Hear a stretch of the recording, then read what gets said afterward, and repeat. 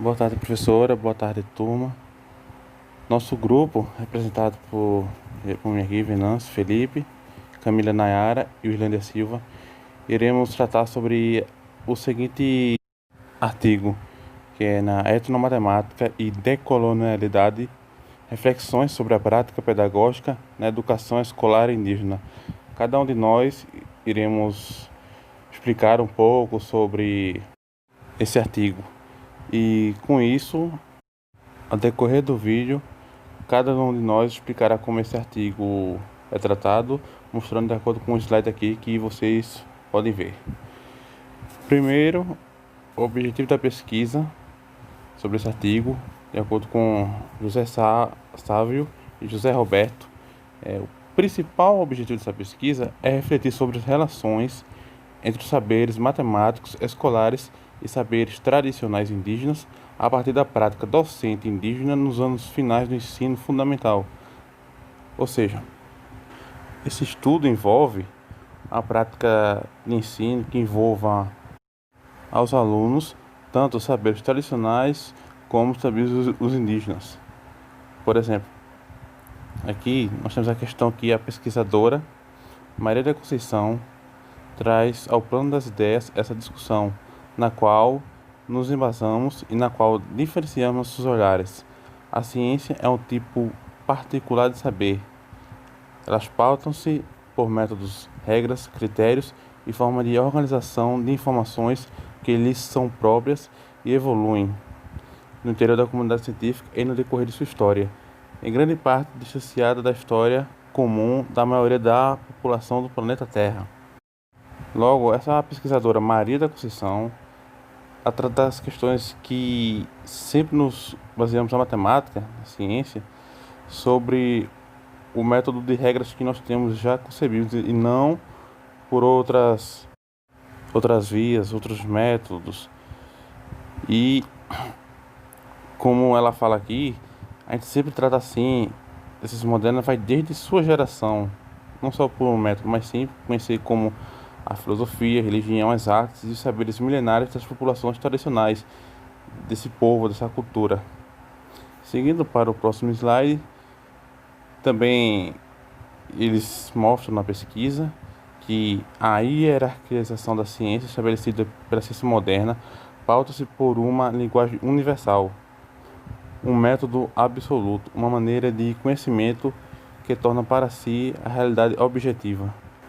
Tratando-se dessa seguinte frase, desse objetivo dessa pesquisa que eles mostram aqui nessa frase que eu acabei de ler, a matemática é mostrada como uma linguagem universal. Só existe aquele, por exemplo, aquele símbolo, aquele mesmo significado da linguagem matemática. E não exploram os outros meios matemáticos de outras culturas. E em seguida, o questionamento ao domínio absoluto, ao paradigma da ciência moderna, nos faz pensar em outras tendências interculturais, interdisciplinares, transdisciplinares, transculturais, como proposição de revisão da modernidade. É como eu acabei de citar, o exemplo que nesse estudo ele quer não se procurar como a matemática na questão do mesmo, e sim como ciência moderna que quer ligar a outras culturas, outras disciplinas, principalmente culturas que relações com povos, essas relações que envolvam toda a maneira de viver de uma certa comunidade, como os indígenas, que aqui é tratado. Em seguida, no próximo slide agora, continuando, com o objetivo que ele continua explicando aqui, é refletir sobre as relações entre saberes matemáticos escolares e saberes tradicionais indígenas, a partir da prática docente indígena nos anos finais do ensino fundamental, tomando como cenário de pesquisa a Escola Indígena Estadual Jorge Iaparra. Ou seja, ele fez de acordo com que eu vou avançando, mas ainda aqui nos slides, as meninas vão falar sobre isso. Mas ele, nessa pesquisa, ele quer saber, ele mostra a relação dos saberes matemáticos escolares tradicionais e dos tradicionais indígenas, a partir de uma prática que ensina o aluno matemática por meio de outras culturas. Bom, pessoal, ao analisar o artigo, podemos destacar algumas justificativas, as quais irei apontar no decorrer da apresentação, onde eles buscaram analisar as relações entre conhecimentos matemáticos escolares e conhecimentos matemáticos tradicionais indígenas, refletindo em como esses dois mundos podem se relacionar para ter uma educação mais igualitária e justa, com relação às mesmas oportunidades que são dadas aos estudantes do ensino tradicional, onde as mesmas também sejam destinadas aos estudantes indígenas. Ao refletir sobre a decolonialidade como reconfiguração epistêmica em um pensar mais ampliado, podemos perceber que esse termo é um dos pontos mais importantes do artigo, porque é a partir daí que essa reconfiguração não é como um modo de operar outras verdades, mas de conceber outra opção de educação escolar. Pegando o termo decolonialidade, ressaltamos que trata-se de um pensar na opção de conhecimento de um modo inverso, ou seja, de reconstruir a ordem epistêmica da construção do saber do pensamento colonial. É, Foi onde a gente percebeu isso claramente no processo de colonização, onde os indígenas passaram por um processo de desconfiguração cultural, enfraquecendo suas tradições, seus conhecimentos que já eram adquiridos, que já eram repassados, como uma forte marca da catequização. Assim, os argumentos decoloniais estão em busca com a igualdade global e a justiça econômica, reorientando nosso pensamento, não mais apenas pelos modelos da democracia e do socialismo, fazendo com que ocorra o rompimento do atual ensino tradicional, do ensino-aprendizagem em si.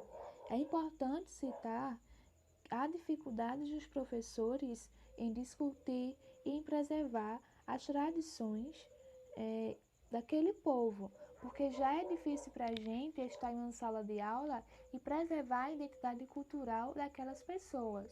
Imaginam para um professor de uma tribo indígena a valorização que ele vai ter de repassar os conteúdos com base na vivência deles, né? Para que se tenha um entendimento mútuo. Agora eu irei apresentar dois pontos e que em breve eu vou fazer uma breve discussão sobre eles. Partindo para os saberes indígenas como outra forma de imaginar o mundo, como cita Neuvolu,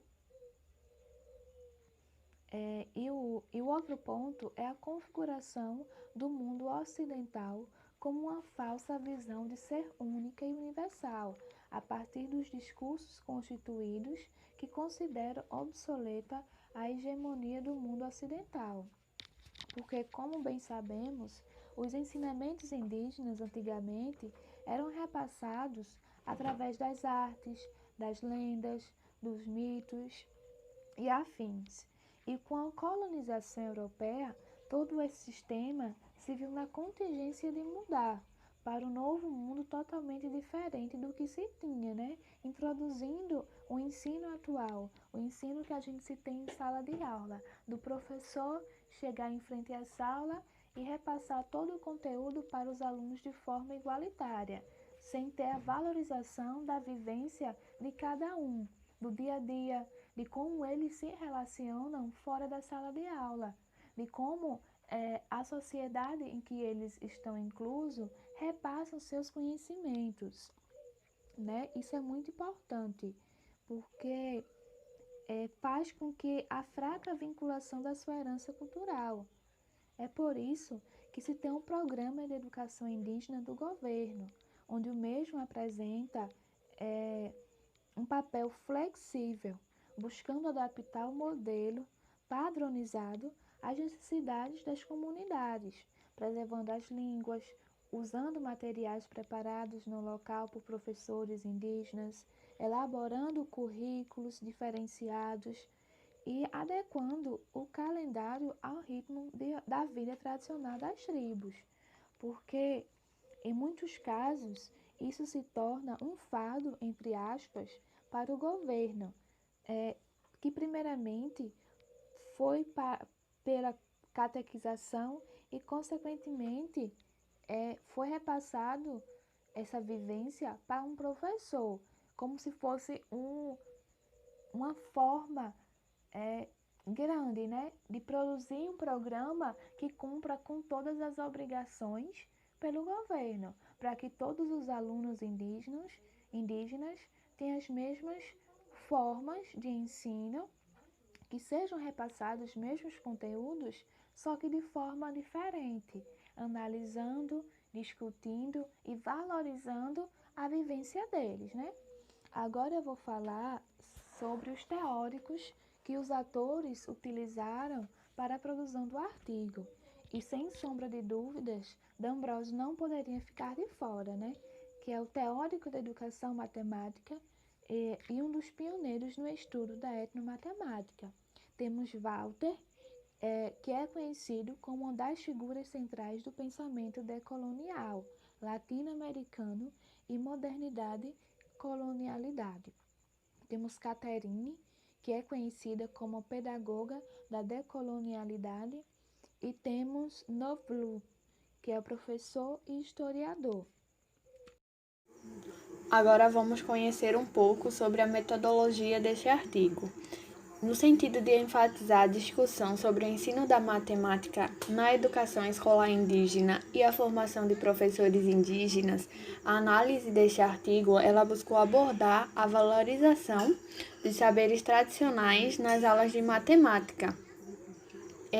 Daí temos a citação de Correia, que diz assim: tais possibilidades pedagógicas, quando transformadas em ações pedagógicas, podem vir a configurar as afirmações feitas sobre a escola indígena como um espaço de reafirmação e revitalização da identidade cultural dos povos, como um espaço de articulação de informações, possibilitando estruturar as relações como outras sociedades, assim também como um espaço de pesquisa de suas próprias necessidades e de reflexões sobre o destino dos povos indígenas. Com efeito, torna-se fundamental importância a gente entender a prática pedagógica dos professores indígenas como um espaço de diálogo entre o conhecimento matemático escolar e o conhecimento tradicional indígena, tendo em vista a manutenção da tradição e a cultura indígena e a apropriação dos conhecimentos escolares para a relação com a sociedade de uma maneira menos desigual. Desse modo, apresentarei os relatos dos professores sobre essas relações entre os conhecimentos, com o objetivo de analisar em qual sentido as relações entre os conhecimentos matemáticos escolares e os saberes tradicionais caripuna, eles são mediados nas práticas pedagógicas de professores indígenas nos anos finais do ensino fundamental da Escola Indígena Estadual Jorge Iapara, onde eles foram perguntados se percebiam alguma relação entre a cultura da aldeia Manga e os saberes matemáticos escolares. O primeiro professor, após ser indagado se ele percebia alguma relação entre a cultura da aldeia Manga e os saberes matemáticos escolares, ele relatou. Por exemplo, metro, né? Eles usavam muito. Por exemplo, tem pessoas que ela tem um conhecimento, ela não usa. Ela usava muito. Por exemplo, coisas, não sei, que antigamente o pessoal usava muito o negócio de palmo, de braças, no caso só o metro, mas eles tinham um conhecimento matemático. Nesse sentido que você está falando assim, medida mais, né? Por exemplo, usa e usamos no quilo, por exemplo. O saco, a farinha, os temperos, naquele tempo não. Eles usavam empalhação Eles sabiam a quantidade que eles tinham para empalhar uma farinha. Eles usavam a medida de paneiro, que eu não lembro, mas a minha mãe falou que eles usavam muito isso. Então era só isso. Eles já tinham aquela noção de não tinham peso adequado como hoje, né? Usavam paneiro, usavam cuias, muitas coisas, né? Conforme o trecho desta entrevista, o professor indígena ele elencou medidas do sistema métrico decimal, como unidades de comprimento em massa, do conteúdo escolar e relacionou com medidas tradicionais da aldeia. No que se refere a medidas de comprimento, ele indicou o metro e relatou que os mais antigos eles usavam parte do corpo para realizar atividades de medições por meio de palmo e braças. O quilograma ele foi a medida de massa do contexto escolar que o professor ele relacionou com a saca, a empalhação, a medida do paneiro e a cuia para realizar práticas de medições na tradição indígena. A interação apresentada pelo professor ela nos permite destacar conhecimentos matemáticos oficiais, que é o metro, e o conhecimento matemático tradicional, que é o palmo e a braça, utilizados como um sistema de medida. Podemos perceber a relação entre essas formas de medida, uma vez que a significação de matemática escolar por este professor é demarcada por saberes no contexto da escola e da aldeia. No artigo, há uma citação de Matos, que diz assim: dessa forma, a prática docente indígena tem uma especificidade, que é ser conhecedora da própria cultura, de suas raízes ancestrais, não só conhecer, mas fazer para proporcionar uma educação escolar indígena libertadora. Já o segundo professor, após ser indagado sobre a relação entre a cultura indígena e matemática escolar, ele diz assim: a gente teve um exemplo que a gente fez de matemática aqui. Por exemplo, medir a roça, matemática. Hoje, ele já consegue medir através do metro, que é 1,5 m. Antes não. Antes era a altura e mais um braço para cima. Então, a gente fez essa comparação para os alunos. Por exemplo, para fazer a farinha, eu quero fazer, digamos, 5 sacos de farinha. Aí eu vou ter que colocar 5. Só um exemplo. Vou ter que colocar 5 paneiras de mandioca na água e arrancar 10 para a terra. Vai dar 5 sacos de farinha. O professor 2, ele exemplifica uma prática de ensino de matemática pautada na interculturalidade. Ele relata a experiência que relacionou o metro e a braça marítima, ou seja, o padrão de medida, comprimento universal e a medida utilizada pelos mais velhos.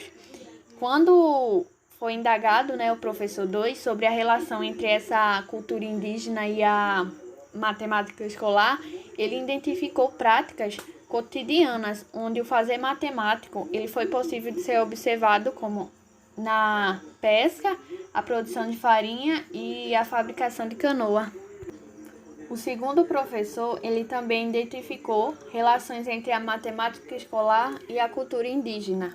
Aí ele diz assim: por exemplo, para fazer a farinha, eu quero fazer, digamos, 5 sacas de farinha. Aí eu vou ter que colocar 5, só um exemplo, vou ter que colocar 5 paneiros de mandioca na água e arrancar 10 para a terra. Vai dar 5 sacos de farinha. Ah, eu quero fazer só um. Põe um paneiro na água e 2 para a terra. Dá 1 saca de farinha. Então, tudo isso está relacionado. E isso é usado ainda hoje, tanto por quem aprendeu daquela maneira e por alguns que frequentam a roça junto com os pais. Eles vão aprendendo dessa maneira aí, a canoa. A canoa, ela é medida na polegada, então eles praticam ainda hoje. Aqui a gente pode ver que o professor, ele exemplifica que são necessários uma medida de mandioca submersa na água para cada 2 medidas de mandioca ralada para a produção de farinha. Este preparo da farinha ele pode ser utilizado no ensino de razão, proporção e regra de 3, a partir da contextualização no cotidiano dos alunos, relacionando práticas produtivas indígenas no ensino da matemática. Outro saber tradicional utilizado como prática de medida é a polegada, mais uma vez uma forma de utilizar o corpo como uma ideia matemática no cotidiano do povo, nesse caso que é para medir a canoa. Ele ainda ressalta que os saberes tradicionais eles são utilizados principalmente pelos mais velhos e por quem participa das atividades de plantio, colheita e fabricação da farinha a partir da transferência de conhecimentos entre as gerações. Continuando a entrevista, ele diz assim: na roça, ela é medida como braça, como eu falei, né? Para demarcar, para roçar. Ela é medida com a altura da pessoa. Depende. Tem uns que coloca só mão, tem uns que coloca mais terçado. Essa medida daqui até lá é chamada de braça. É como se fosse um braço. Não, fiz 40 por 50. Então aí o cara já sabe, tipo, vai dar tantos feixes de maniva. A partir dessa fala, nós podemos concluir que para preparar a roça, eles utilizam a braça como um sistema de medida para demarcar a área a ser utilizada. Os caripuna, eles utilizam duas formas para fazer a medida da braça. Uma é a braça, como se fosse um abraço, medida da ponta de uma mão, a outra com os braços estirados na horizontal. Outra é a braça marítima, que é a altura da pessoa mais o comprimento do terçado. Assim, não tem um valor exato para essa medida tradicional, pois depende muito das dimensões, que é a altura e o comprimento do braço, da pessoa e do terçado. Esse saber indígena ele é decorrente de estimativas como os instrumentos de medição utilizados pelos indígenas para fazer o cotidiano. Diante da mesma pergunta, o terceiro professor ele responde: questão de tecelagem, para fazer paneiro, fazer esses materiais que a gente utiliza na roça, tipiti, essas coisas. É muito. Utiliza-se muito, né? Que quando a pessoa vai fazer, tem a quantidade certa de utilizar para fazer. Se colocar menos, vai ficar ruim. Pode até começar bem, por exemplo, o paneiro. Lá na frente vai faltar. O espaço vai ficar muito grande, pode ficar pequeno. Então, tem que prestar muita atenção nisso, porque aqueles que sabem fazer, eles fazem. Tem uma certa quantidade que eles colocam. Não só isso, tem canoa, tem roça, são inúmeras coisas que é utilizada a matemática, mas muitos não percebem. Em seu relato, o professor ele chama atenção sobre os artefatos feitos por meio da tecelagem, como o paneiro, o tipiti, que ele está relacionado com saberes matemáticos escolares ao saber fazer do cotidiano caripuna. E ainda ele comenta sobre outras práticas que envolvem matemática no dia a dia, como a canoa e a roça.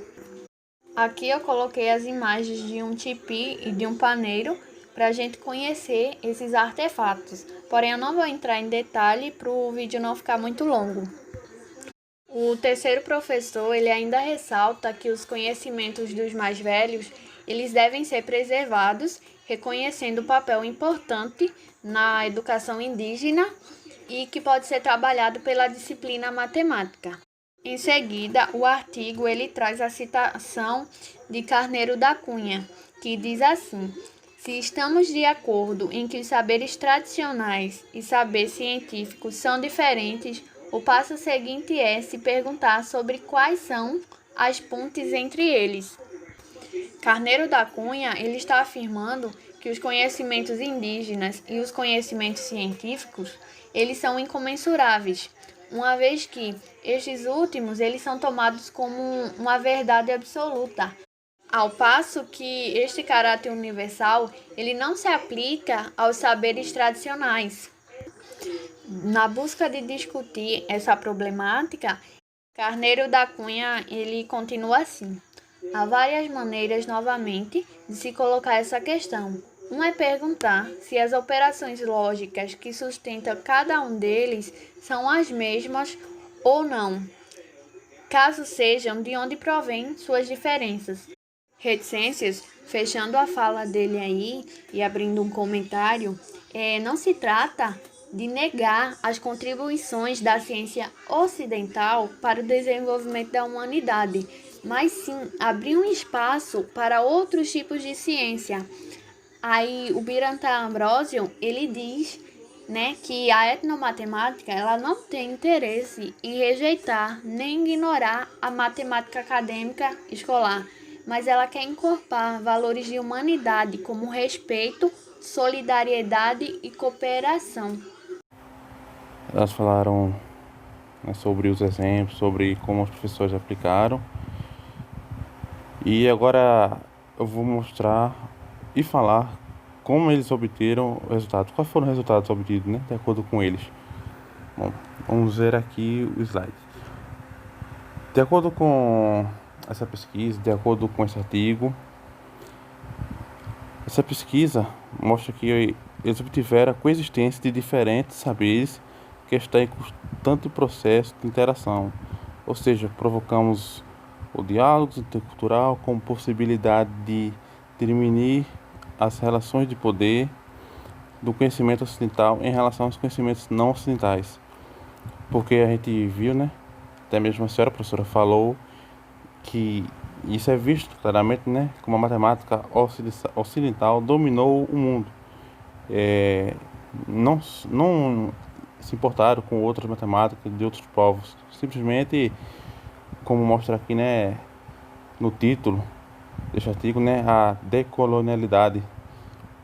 E com isso implica que a escola indígena está de frente a uma demanda cada vez mais latente de reorganização curricular e de estratégias pedagógicas para as relações dos conhecimentos escolares e acadêmicos com os conhecimentos produzidos presentes na cultura da comunidade. E seguindo o próximo slide aqui, eles justificam que na escola indígena os conhecimentos da ciência podem ser resignificados considerando a produção de conhecimentos locais, e neste diálogo novos conhecimentos podem ser gerados. Pois como eles reúnem assim os estudantes e mostram que os conhecimentos locais, através de seus próprios conhecimentos, eles podem adquirir um novo tipo de fazer matemática. Esse novo conhecimento eles podem ser adquiridos. Aí, continuando aqui, é possível argumentar com mais intensidade sobre o papel das várias interações entre conhecimentos possíveis de serem deferidas para os diálogos de saberes no ensino de matemática a partir das práticas dos professores indígenas na escola e essas mediações dinâmicas interculturais em que os mesmos são inseridos. Logo, vemos que o professor, usando esse conhecimento que ele obteve no seu estudo na matemática, com a matemática da cultura diferente, por exemplo, como estamos falando aqui da indígena, ele pode nessa escola ter vários diálogos diferentes, saberes no ensino da matemática, e isso pode fazer com que o aluno entenda mais a matemática, pode fazer com que eles tenham conhecimento da matemática de outra forma diferente. Continuando aqui, o próximo slide. Nesse slide aqui, eles deram um exemplo de como fizeram esse processo na aula. Como fizeram esse processo na escola. Eles pegaram duas relações de municípios. Vamos botar aqui, né? Que eles chamaram aqui de A e B. A relação com o município de Oiapogue, quer seja nas interações comerciais, por exemplo, quer seja nas relações com a universidade.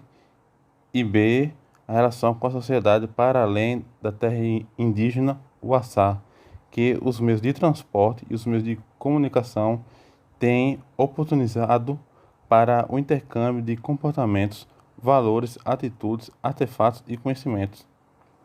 Temos que as relações A e B tensionam a negociação e a apropriação de saberes matemáticos como fundamentais ao processo de definição do lugar dos Caripura em um mundo globalizado como sujeitos locais e globais. Logo aqui, como tem um município A e um município B que eles têm interações, por exemplo, o A tem comerciais e o B eles têm o de transporte, aí a matemática de um junto com a matemática de outro, combinando as duas, eles geram conhecimentos formando uma só. E com isso, eles conseguem utilizar dessa matemática de forma que os dois municípios, A e B, chamando assim, eles consigam se relacionar entre si. Por mais que a matemática da cultura de um seja diferente da do outro, mas eles se unem para ter um conhecimento a mais geral sobre isso e com isso eles conseguem desenvolver sua matemática mais além. E finalizando a nossa apresentação, no artigo eles concluem que os conhecimentos da matemática escolar podem ser observados, negociados, integrados e utilizados em amplas aldeias dessa comunidade, uma vez que esses conhecimentos são pautados como fundamentais para os projetos de escolarização dos jovens indígenas, já que precisam desses conhecimentos para participar de forma menos desigual dos exames externos e na busca por uma vaga na universidade e no mercado de trabalho. Bom, pois como vemos aqui na conclusão, que os conhecimentos da matemática escolar, eles podem ser aproveitados, podem ser utilizados nas escolas indígenas, para que esses jovens indígenas, com seus conhecimentos que eles têm do seu dia a dia, da sua comunidade, da sua cultura, eles possam mesclar esses conhecimentos e assim eles consigam participar, como aqui afirma, né, que no artigo é mostrado, para que esses jovens indígenas ele tenham uma competição menos desigual, porque se eles não se interagissem com a matemática que aprendemos na nossa escola, se eles só utilizassem da sua matemática cultural, eles teriam uma dificuldade muito grande, né, como isso aqui afirma, desigual, em relação a nós que nós somos estudantes da matemática, daquela tradicional.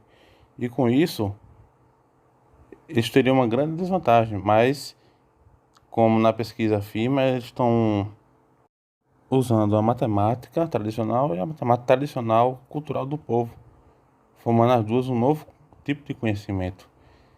E é isso que, nesse artigo, falando sobre a etnomatemática, que trazemos para a prática pedagógica na educação indígena, utilizando também e seus métodos matemáticos que eles mesmos usam, dos seus métodos que são culturais, que não devemos esquecer e nem apagar essa cultura. Não devemos colonializar essa matemática, e sim sempre aproveitarmos dessa matemática cultural indígena, tanto como de outros povos, para assim podermos alcançar mais conhecimentos. Bom, pessoal, aqui encerramos nossa apresentação. Esperamos que vocês conseguiram compreender a análise deste artigo. Pedimos desculpa por passar do tempo e estamos disponíveis para esclarecer qualquer dúvida.